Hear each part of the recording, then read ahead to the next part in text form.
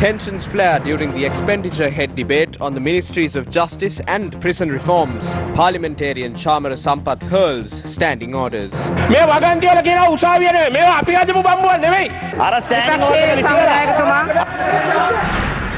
Minister Mahindanand Alutgamage to revoke 2 lawsuits which were to be filed against MP Ranjan Ramanayaka. 5-member expert committee ordered to conduct post-mortem examination on the 11 inmates who were killed during the Mahara prison riot. Fitch downgrades Sri Lanka Insurance's IFS to CCC+ on sovereign downgrade. Bail application filed by former director of the CID, Shania Besekara, rejected. Suspicions arise over whether the death of a Dutch monk was a murder.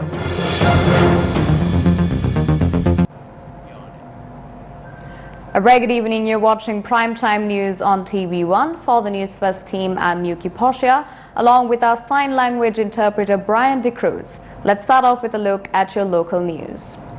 The expenditure heads of a number of ministries, including the Ministry of Justice, prison reforms, labour and foreign employment, were discussed in Parliament today. The evening session of Parliament took a heated turn when a Samagi Janabalawege MP expressed his views. Our Justice Minister said that he appeared for 35 cases of President Gotabaya Rajapaksa. There is a discourse among the people that the building deal was brought in to settle his fee.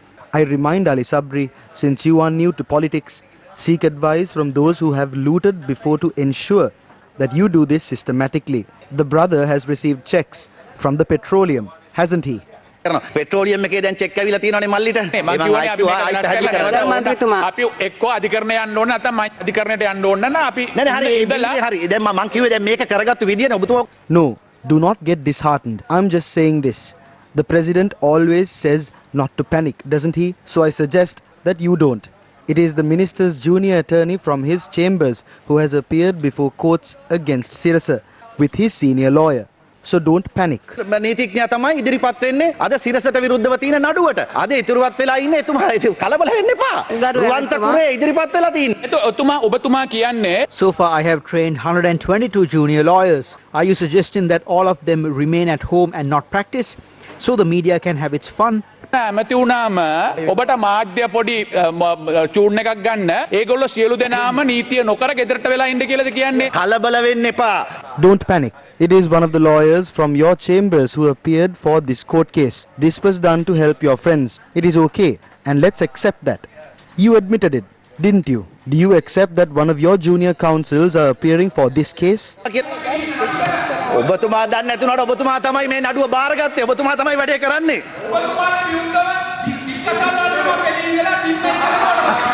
ඔව් බොහොම ස්තුතියි. බොහොම ස්තුතියි.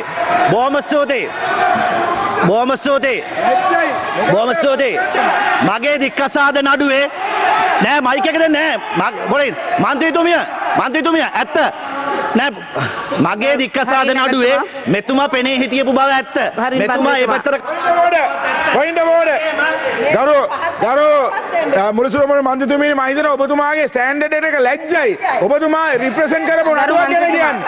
අලි සබ්රි මැතිතුමා මගේ දික්කසාද නඩුවේ විරුද්ධ පාර්ශවයට කතා කරපු එක ඇත්ත. ඒ වගේම එවකට මගේ බිරිඳට නඩුකාර උන්නාන්සේට කෝල් එකක් දෙන්න කියලා නම්බර් එක දුන්නෙත් මෙතුමාම තමයි. ඒකත් මං කියනවාද?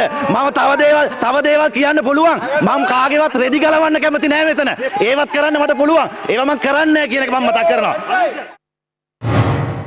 Meanwhile, a debate between MP Vijitha Herath of the Jatika Janabalawege and Minister of Justice, President Counsel Ali Sabri ensued in Parliament regarding the preparations to shift the Ministry of Justice to a building obtained on rent. The Ministry of Justice is being taken to a building obtained on rent. Maybe there was a need for that, but weren't there any other government buildings for this? The country is suffering a great economic crisis. The people are protesting regarding the 5,000 rupee allowance. People are starving. The prices are high. It's a 410 million rupee rent for 2 years. It's an expenditure of 170 million rupees per month. Honorable Minister. ගරු මන්ත්‍රීතුමා ඔබතුමාගේ සංඛ්‍යාලේඛන සම්පූර්ණයෙන්ම වැරදි. Honorable Minister, your accounts are wrong. The 400 million rupees includes electricity, water and other expenditures. It is 36 million rupees for 2 years. There are 330 employees, 10 departments, and we can't shift to Battaramulla because this is where the courts are. The Judicial Services Commission is also here. The Attorney General's office is here as well, and all our relevant departments. I did this because if we separate the two and travel to a completely different location, the people will be severely inconvenienced. If not, I prefer staying here. Then we will just listen to you, stay here, and send the courts elsewhere. We have taken that decision. Thank you, Minister.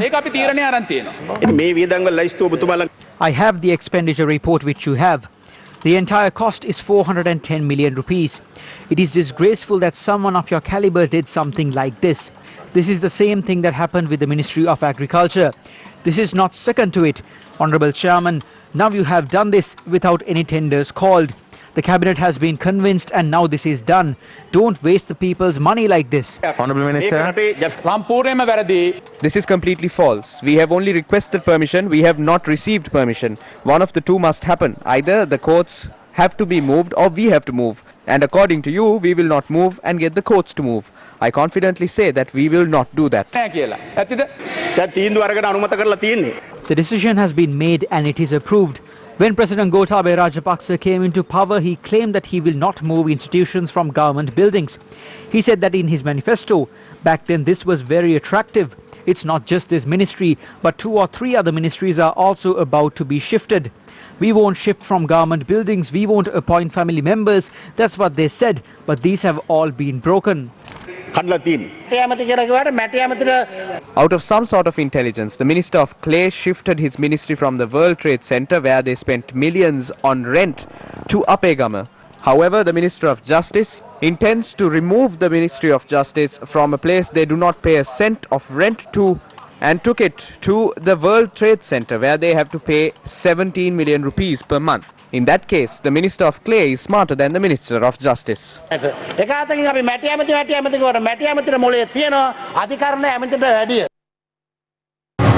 A heated situation arose when the former Minister of Justice Thalatha Atukorala expressed her views in Parliament.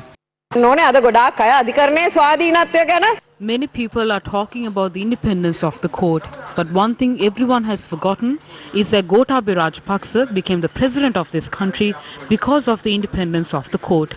You said in Parliament recently that you have represented the president in 35 cases. Now we have a question as to what direction the independence of the court is heading. A person who has 35 legal cases filed against him becoming the president of this country is a different matter. As his lawyer, you have a very strong connection to him. මහත්මයෙක් හැටියට මම හිතන්නේ ඔබතුමාට ලොකු සමීප සම්බන්ධතාවයක් තියෙනවා. සම්පූර්ණ කතාව අහගන්න නැතුව කැලලක් කියන්නේ. ඔබතුමියලා විශේෂ අධිකරණයක් කියලා අධිකරණයක් පිටෙව්වනේ. දැන් ඔබතුමිය ඒක ක්‍රෙඩිට් එක ගත්තනේ. You took the credit for it as well. When that court gives its verdict, you do not have the chance to appeal the verdict. If you take a preliminary objection, we don't know where we should make our appeal to. We appealed 8 times, not 35 cases. ක්‍රීමක් සම්බන්ධයෙන් අපි appeal 8ක් දැම්මා. එහෙම නැතුව නඩු 35ක් කියලා සම්පූර්ණ නඩු 35 නෙවෙයි. ඔබතුමියලගේ ක්‍රමයේ හේතුකොට පොඩ්ඩක් අහගන්න. Please listen to what I'm trying to say. If we had to go to the Supreme Court for a preliminary objection, that system you have established is an utter failure. We have never and we will never establish courts targeting individuals. මම කියන්නේ මිනිස්සු ඉලක්ක කරගෙන නම් අපි උසාවි ගේන්නේ නැහැ. We made a promise to the people of this country on the 8th of January in 2015. If money has been misused and fraud has been committed, we will take the necessary action. We promised that. I heard the other day one person posed a question about anti-corruption and another person from the same faction gave stock answers. The commission to investigate allegation of bribery and corruption was established so that anyone can come and lodge their complaints there. Some complaints were made against us as well. We have not targeted any individual here. What I have to say is the justice system has to be fair for the people of this country. When the perpetrators of the silk cloth case were released, the court decision was tabled in Parliament. Why do we need to hear that? We don't have to make sure that they are clean. දෙයක් නෑ. මොකද අපි ඒගොල්ලෝව සුද්ධ කරන්න යන්න ඕනේ නැහැ. මම විපක්ෂ නායකතුමා එවකට ඇමතිව සමෘද්ධි ඇමතිවරයා විදියට පැමිණිලි කරලා දූෂණ විරෝධී කමිටුවට ඒව විභාග කරේ නෑ. හරි බොහොම ස්තුතියි. මේකට ඇවිල්ලා. දැන් ඊට පස්සේක් නෑ. කතාව කරනකොට කට් එක බහුව කරලා මෙහෙම ඇදියත් බෑ. වැසිස්සේ යද්දි ඇමතිවරට සම්පූර්ණ නිවැරදි කරන්න තියෙන පාර්ලිමේන්තු නොම ගන්නවා. ඒක අපේ වෙලාවෙන් එක ගන්නෙ. ඇයි බය වෙන්නේ? නිතරම මේ සභාවේ The government alleged us of imprisoning individuals for political purposes in the parliament. When the good governors came into power in 2015, Dumudi Silva's case was heard and he was imprisoned. Appealing was valid during our time. අපේ කාලේ තිබුණේ අභියාචනයේ තමයි තිබුණේ. Veradi, that you are misleading the House because the judgment was pronounced after 8th of January 2015. That point only, those unwarranted telephone conversations took place. That is the fact. Because I was not the Minister of Justice at that time. I can't be telling you anything about the telephone calls, telephone conversations. I am not responsible for that. If it's my own call, I will. Pillian Mahathya ගැන අපේ මේ Minister Johnston Fernando speaks a lot about Pillian. Pillian was released on bail. No case was heard by the court. He was arrested for the murder of an individual he carried out at a church on the day of Christmas. He was released on bail. The case is still to be heard. කළා තියෙන තාම නඩුව අහන්න තියෙනවා. පිළියන් මන්තුමා ගැන කියලා මෙතුමිය මගේ නම ප්‍රකාශ කළා. ඇයි ඔයානේ කියන්නේ අපි මං කියනවා. හැබැයි මිනි මැරුම්. Yes, I did. When individuals who committed murders were being released on bail in this 3.5 months, I had to suffer behind bars for 4.5 years as a political prisoner during your rule. Is that why you organized rallies during the time of COVID-19? The verdict of Premalal Jayasekara, who has been given the capital punishment, was given on the 31st of July under your government. It was not us. කොයිද ඔබතුමාලගේ රජය යටතේ අපි නෙමෙයි මම හදන්නේ නැතුව මේ මිනිහා ඔබතුමාගේ ගෙදර ගහලා තියන්නද මේ මිනිස්සෙක් මරුණාන් පස්සේ ඔබතුමා උඩ තලවෙ ඉන්නේ 10ක් මරලා ගෙදර ගියා වගේ ඔයා හිතුවද මිනිහා ගහලා අපේ ගෙදර තියාගන්න කියලා අනිවාර්යයෙන්ම මගේ මිනිස්සෙක් මරපුවම මගේ වගකීම මේ මිනිස්සයාගේ අයිතිය වෙනුවෙන් කටයුතු කිරීම මේ ජොන්සන් ප්‍රනාන්දු මන්ත්‍රීතුමා මේ ඔබතුමා ඔය කටින් ගහලා කරන වැඩ අපි හැමදාම දන්නවා ඔබතුමා අපිත් එක්ක ඉද්දිත් කටින් ගහලා කරපු වැඩ අපි දන්නවනේ ඒකින්ද කට වහගෙන ඉන්නද ඔබතුමාලගේ You could have released Premalal Jayasekara if you love him in the same manner you released people from the silk cloth case and the Divinaguma case. Jayasekara මහත්තයාට ආදරේ නා. සිල් රෙදි නඩුව නිදහස් කරා වගේ මොකද ඔකෙන් කියන්න හදන්නේ? Yeah, this is the මොකද ඒකෙන් කියන්න හදන්නේ? මිනිස්සු අපි සම්බන්ධ වෙලා කියනවාද අධිකරණ අපහාස කරන්න එපා. අධිකරණ අපහාස කරන්න එපා. ඒක හොඳ නෑ. ඔබතුමියලාට හොඳ නෑ. You are impeaching the Why? කරා වගේ කියලා කිව්වේ. කරා වගේ මේකත් කරන්නයි කියලා කිව්වා. ඒක අධිකරණයම කරා කියලා කියන්නේ. Be cool. I'm not a practicing law like you know. I won't have presidents to take care of cases. Don't worry. As a citizen, you need the independence of judiciary.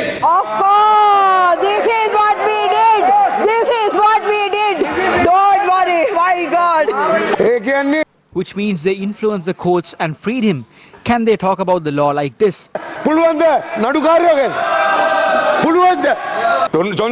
Johnston Fernando was imprisoned in a room in Kegol. How many times did the former Minister of Justice bring people from Colombo and check him? How many times did they trap you in rooms? The officer said he came as per the order of the Minister of Justice. They weren't fed. They weren't provided clothes. Nalin Fernando is here. The team sent by her, they removed our clothes and checked us. They said they wanted to check us naked. Maybe she wanted to. This is his pain. Back then they imprisoned them in the Kegol prison. Our ministers suffered a lot. This was her order. Harin Fernando, you remember, my son was traveling in the vehicle behind his. They imprisoned him for a day saying he pursued him. They took revenge from our children. The minister in charge of the police, Sagar Ratnayaka, called the IG on the phone. The IG put on speakerphone and let us listen. Don't forget that you stooped that low and did disgraceful things. So I tell you, because we know that pain, I have filed 2 cases against Ranjan Ramanayaka, who vilified us. Ranjan was guilty at both cases, but on the final day I withdrew this case. Because that case has to be filed not for Ranjan, but the day Ranil Wickramasinghe goes to jail, I can sleep well. The brains behind it is Ranil Wickramasinghe. Fonseca is clapping for that. I agree 100% that the judiciary needs to be independent. On the world scales, look at where our judiciary stands. Out of 185, we are at 165. This is why our president made someone who he trusts and someone who is knowledgeable about the judiciary the Minister of Justice. Since Ali Sabri is made Justice Minister, doesn't mean he will represent the president in courts. You can't file cases against the president. If the judiciary is to be fixed, someone he trusts needs to be put in charge. Why was Lohan Ratwatta put in charge of the prisons? You imprisoned him for 2 years, made him suffer all you can. He was imprisoned for 2 years for lighting crackers. The people at the Kegol prison will testify for the amount of suffering we were subject to. 25 people were sent in a separate bus. Our former chairman is Satasa, Nalin Fernando, as well as Sakir. You know him well. I was there when they were both stripped naked and searched. They didn't try removing my clothes. A friend of us, both Gamini Aberatna, he who worked on behalf of you, kept me updated often that there was no issues about your stay. In the same manner, because you were at the Kegol prison, Kabir Hashim spoke to me and requested permission to send in lunch for you. Unlike how one of our members shouted and claimed, I allowed that to happen. In addition to that, you know very well that Gamini Aberatna represented you often.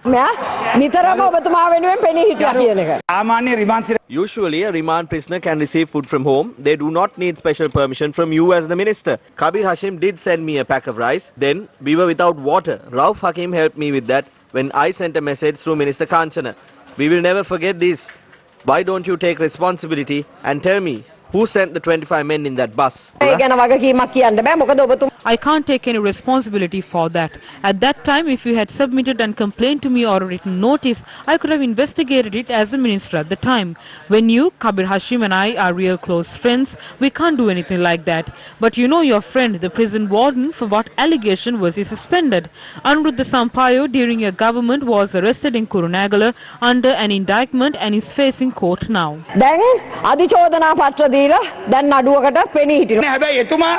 But he then went to court and obtained a stay order against you for the political vendetta you were conducting. Then he was transferred. We know how he suffered. Then according to you, if you didn't send that bus, although you are the cabinet minister, someone else has used your powers. Thank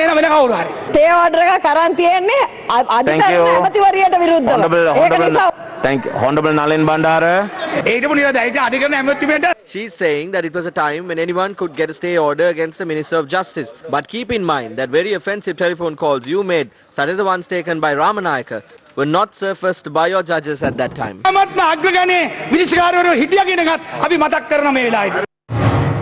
During the debate this evening, parliamentarian Shamara Sampath Dissanayake hurled the Book of Standing Orders in the chamber.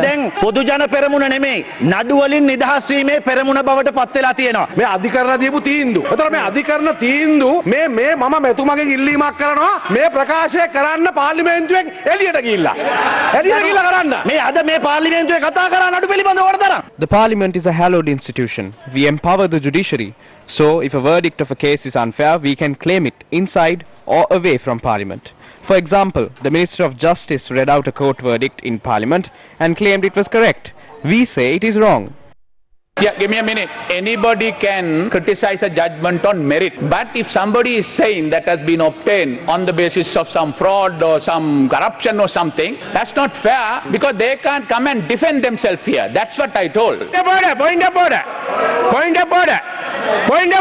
දීලා තියෙන mic එක මේ 2018 මේ රීති මේක හැදුවේ කවුද මේ 2018 මේක සම්මත කරලා තියෙනවා මේක 31 මේ වගන්ති වල කියන උසාවිය නෙමෙයි මේවා අපි හදපු බම්බුවක් නෙමෙයි මේක හැදුවේ කවුද ඕගොල්ලෝ හැදුවේ හදපු රීති වලට අර ස්ටෑන්ඩින් ඕඩර් එක සමනායකතුමා විපක්ෂයේ බිල්තින් මයික් තියන්න මේකයි වෙන්නේ මේ පාර්ලිමේන්තුවේ. This is what will happen. Disrespecting the standing orders is a menial task for those who threw the constitution and the Bible inside this very parliament. Ask them to table their O-level certificate in parliament. නියෝග පොත පොළවේ ගහන එක මහ ලොකු ප්‍රශ්නයක් නෙවෙයි. ප්‍රශ්නේ තියෙන්නේ අධ්‍යාපනයේ. පුළුවන් නම් අපොස සාමාන්‍ය පෙළ සහතිකේ සභාගත කරලා එන්න කියලා මම කියනවා. පුවක් කඩන්නේ නැතුව මෙතන. මේක පුවක් කඩන තැනක් නෙවෙයි. මේක පාර්ලිමේන්තුව. පුවක් කඩන තැනක් නෙවෙයි කියන එක මම මතක් කරනවා. කවුරු බයිබලයක් මෙතන පොළවේ ගැහුවේ නැහැ. මේ පොත තමයි පොළවේ ගැහුවේ. බයිබලයක් පොළවේ ගැහුවේ. Former director of the Criminal Investigations Department, Shani Abesekara, was much talked about in Parliament today. Honourable Deputy Speaker, the IDH has informed the Gampaha court that Shani Abesekara is in critical condition. But the court doesn't mind it at all. Who is this official in question? Many are trying to prove that it is someone from our side because of the telephone recordings of Ranjan Ramanayaka. I know that you are monitoring my mobile phone and follow me wherever I go. I have never seen Shani Abesekara in my life.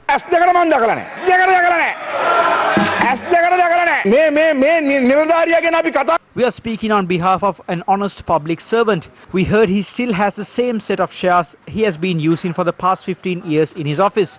We wouldn't do that if he is a thief. He was there during the tenure of Chandrika Bandaranayake Kumaratunga, during the tenure of Ranil Wickremesinghe and even during the tenure of Mahinda Rajapaksa. But only one president did not let him be. I don't want to reveal the name. We should be ashamed if we do that. He was forced to make certain appointments. He did not heed those orders. He was someone who was honest. But when everyone ran over him, all others started pointing their fingers at him. This is how Sri Lanka police is going to be politicized. Do not retaliate from police officers. He is not well. If in case he dies, the entire responsibility should be borne by the government. පොලිසිය නිලධාරියෙක්ගෙන් පලි ගන්න එපා. වරදක් කරලා තියෙනවා නම් එමිණියා ඔන්න මෙන්න අසනීප වෙලා heart attack ඇදිලා ඉන්නේ. ඒ මනුස්සයා මැරුණොත් ඒ සියලු වගකීම ඔබේ ආණ්ඩුව බාර ගන්න ඕනේ කියන තමුන්නාන්සේ කතා කරේ තුමාගේ ජීවිතය ගැන කාගේ වුණත්. You speak about his life. Everyone's life is valuable. I agree to that. Ranjan Ramanayaka's phone recordings are nothing but evidence for the corrupt acts Shani Abesekara committed. හරිද? බැසිල් හරි. බැසිල් ඇතුලේ බඩු හරි. රංජන් සර් වලං හොදන්නම් කට අරින්න එපා. අපි කවදාවත් We always punish the people who have committed wrongdoings. Please don't seek revenge from your own children. There are some higher-up ministers in your camp. If I file a complaint tomorrow, their daughters will be taken into custody on the same day. But we would not like to go there. An officer called Mendis was asked to give false evidence against Shani Abesekara. He was arrested as well when he refused to do so. He has been imprisoned and he has contracted COVID-19 at present as well. He has also been sent to the Kandakadu instead of IDH. What is this? A serious question on the lives of these respondents have arisen at present.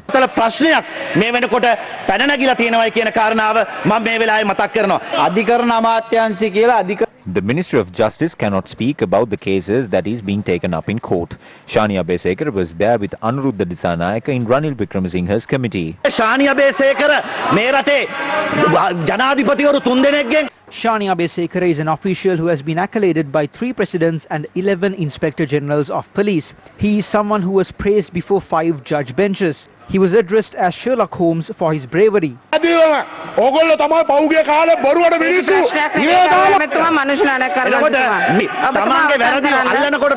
It is only when your misdeeds are revealed that you try to put people like Shani Abesekara behind bars and put their lives in danger.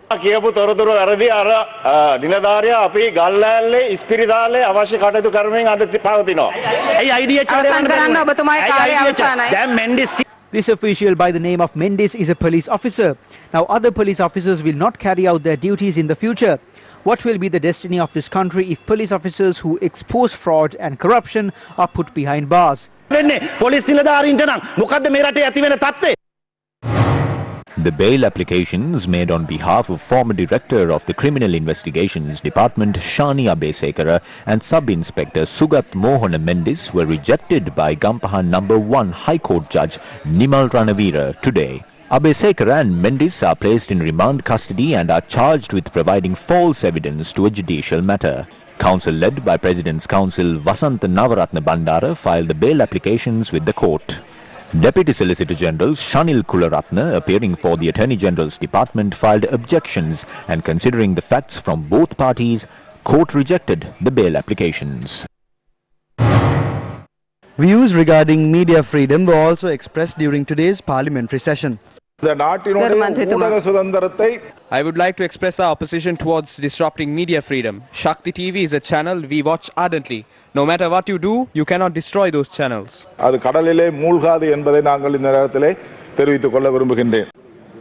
know, previous members from the STB spoke in terms of the MTV media institution being unfairly taken before court. And in fact accused you, saying that there was government involvement because one of your juniors were appearing in the case for. The fact is, Honourable Minister, these are high-profile cases. These are high-profile cases.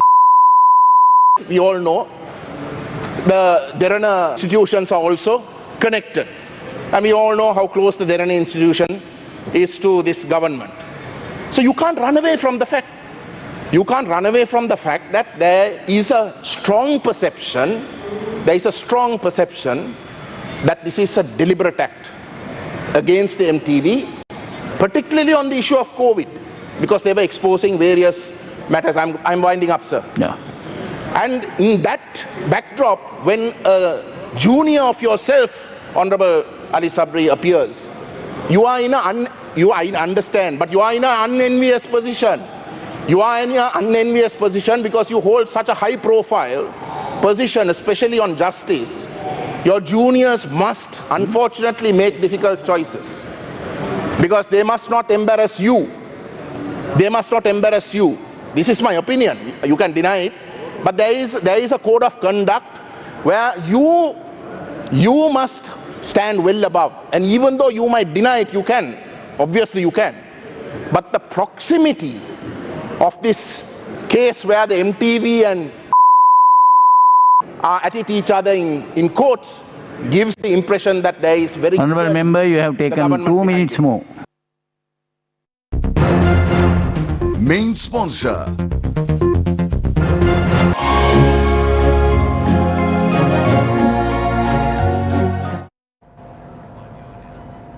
Wattala Magistrate Buddhika Sri Ragala ordered the 5-member committee of experts to conduct the post-mortem examination on 11 prisoners killed in the Mahara prison riot and report facts to court.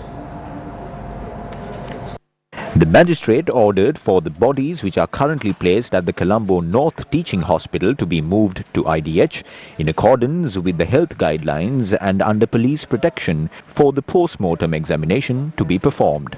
State Counsel Nisha Rajaratna, appearing for the Attorney General, requested the court to permit the cremation of the bodies of the prisoners following the post-mortem examination, considering the fact that 8 of the 11 deceased prisoners were exposed to COVID-19. The Wattala magistrate noted as the bodies are subject to a criminal investigation, it is not wise to deliver an order in that regard until the report of the committee of experts is received. The Criminal Investigations Department has already launched an investigation in order to uncover if the riots and the deaths had taken place based on the intervention of a certain faction and if the prison officers on duty on that day had acted beyond self-defense. Further, the Wattala Magistrates Court ordered the Government Valuation Department to compile a report on the estimated damages caused to the Mahara prison during the riots and report it to the court. The case was postponed to the 16th of December 2020. Meanwhile, the investigative committee report was submitted to Parliament by Minister of Justice today. An interim report has been presented within a week. The final report will be presented in a month. The report consists the background, inspection of the premises, the future course of action, evidence analysis, committee inspections and recommendations. I tabled this in Parliament. The subject minister and I have already taken steps to implement the recommendations. The report clearly says that an inmate was initially shot in the shoulder, but the minister openly mentioned that the inmates were not shot. It was a lie. Those who demanded for PCR tests were responded with bullets. The report mentions about a tablet named Dulciferm. When one consumes this pill, does he get inebriated? This also says that the sleeping pill inebriates the consumer, and it is completely wrong. During Talatatu Korala's time, prisoners protested atop roofs, but nobody was shot, nobody was killed. But we remember how inmates were killed in Valikada. The Mahara prison riot is a similar incident on the same day, same month. The government should be held responsible, or the world will think that this is a ritual of sacrifice. This is not a coincidence. We need to launch proper investigations into these issues. The Article 77 subsection 4 mentions that prison officers can only execute their power to contain a riot or prevent an escape. The law says that the officials cannot kill inmates during these situations. We have reached into these agreements in line with international conventions. It is the government's responsibility to provide food and protect. We initially used tear gas, then we used rubber bullets. The T-56 weapons have been given to prison officers not to use at home. They shot the sky as the final resort. Once a report is compiled, we will present it in Parliament. This says that the committee has declared that only prison officers were armed and they were the ones who used weapons. A shooting has taken place, but the post-mortem examinations have not been conducted. A post-mortem examination will be carried out separately. The magistrate has ordered not to do anything with the bodies. A committee of 5 have been appointed to do this. The report that you are referring to now is also compiled by the committee that we appointed, so there is nothing to hide. What do we gain from hiding this? The 11 deaths tested positive for COVID-19. These bodies have to be cremated. A post-mortem examination cannot be conducted once cremated, so I feel that this is an attempt to hide the post-mortem examination. They called the judges and tried to instill justice. I can mention a couple of other things, but I'm not going to since it does not relate to me. Isn't it Ranjan? The other recordings are not required since they were on personal matters. Those who convened media briefings and tried to act funny after the April 21st attack are now complaining about the 11 deaths reported after a conflict inside a prison. We are against this. We don't want the prisons to end up like this. Post-mortem examinations are not carried out by random people. Honorable Hakim, please teach them.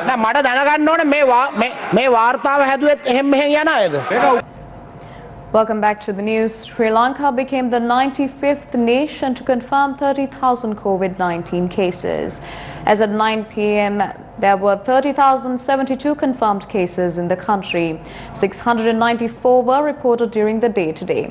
There were 8,130 active cases with 21,800 recoveries. There have been 142 COVID-19 related deaths in the country thus far.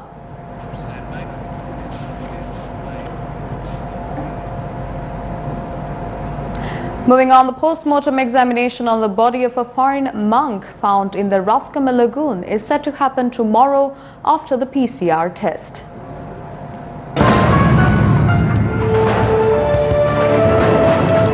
The deceased is a 60-year-old foreign monk named Venerable Nederlampe Jinavansatero. The body of the monk living at the island hermitage in Polgasduwa was recovered from the Rathgama lagoon. The hermitage is located in an island separated from land and houses several other theros. According to our correspondent, the boat used by the monk to travel was found capsized close to the body. It was reported a weight was tied on the feet of the Thero and he was drowned. The late Venerable Nederlante Jinavansatero was engaged in a meditation retreat at the Aranya Sasanaya for over a decade and only engages in Pindapata in the mainland. අවුරුදු 11ක් මෙහෙ වැඩ හිටියා. සිල්වත් භාවයෙන් උපරිම සුවහන් වහන්සේ නමක් ගම්මුත් එක්ක ලෙන්ගතුකමින්ම කටයුතු කරපු උන්වහන්සේ නමක්. උන්වහන්සේ ඉතින් අවුරුදු පැවිදි ජීවිත අවුරුදු 35ක් වෙනවා දැන්. මාසෙකට කලින් අපේ ගෙදර වැඩලා අවසානයේ ගියේ. ඒ මං හිතන්නේ එක වේලකින් යැපෙන සුවහන් වහන්සේ කෙනෙක්. හැමෝටම මේක ඉතින් කම්පා සිද්ධියක්. මිනිස්සු බලාගෙන ඉන්නවා මේ හාමුදුරු වැඩියයි කිව්වම අපි අනිත් අයටත් දුරකථනෙන් දැන දුන්නාම ඒගොල්ලෝ සූදානම් වෙලා පාරට එනවා. Sri Lanka police suspect the late Thero may have been murdered elsewhere, then drowned in the lagoon. The Galle Chief Magistrate conducted the magisterial inquest this morning and thereafter the body was brought ashore. The body was moved to the Karapitiya Teaching Hospital and 3 police teams are investigating the incident.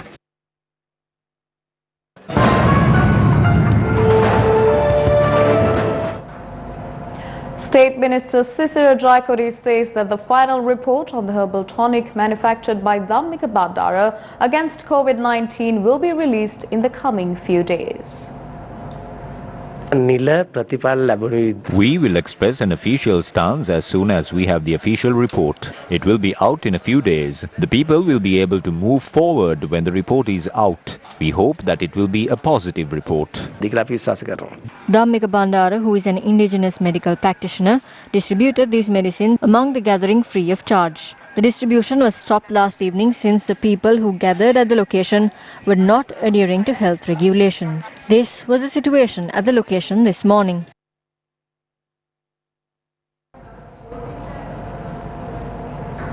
The Sri Lankan Navy, protectors of the island's first territorial frontiers, celebrates its 70th anniversary today.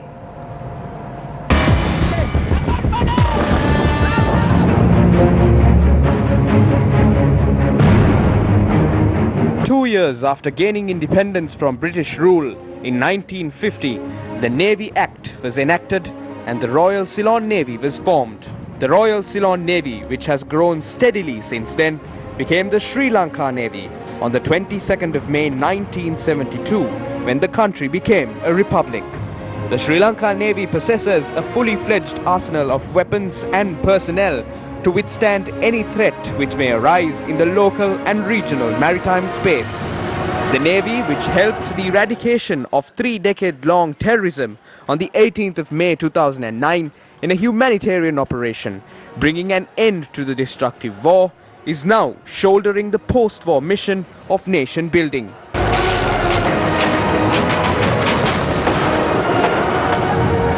The Sri Lanka Navy is fully geared to curb wide-ranging nefarious acts such as piracy, maritime terrorism, drug trafficking, arms smuggling, human trafficking, illegal, unreported and unregulated fishing, and maritime pollution. The Navy, tasked with being the first line of defense in order to safeguard the lives of 20 million Sri Lankans, spreads its dominance over a landmass of 65,610 square kilometers and also 200 nautical miles of territorial waters. As part of its 70th anniversary celebrations, capital ships of the Sri Lanka Navy have been brought to the anchorage of the Galle-Face Green, and the ships will be on display from the 9th to the 13th of December, with a view to reach the general public with better awareness of the Navy. The central theme of this exhibition is "This is your Navy" and "Know your Navy."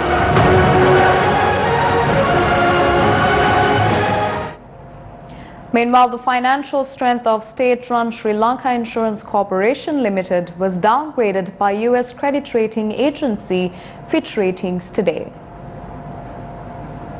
Fitch Ratings announced that the financial strength rating of Sri Lanka Insurance was downgraded from B to CCC+ today. It attributed the downgrade to the investment risks in the state-run insurance body due to its high exposure to sovereign and sovereign-related investments. The US credit rating agency said the move follows last month's downgrade of Sri Lanka's sovereign rating that heightened the investment and asset risk of the insurance body.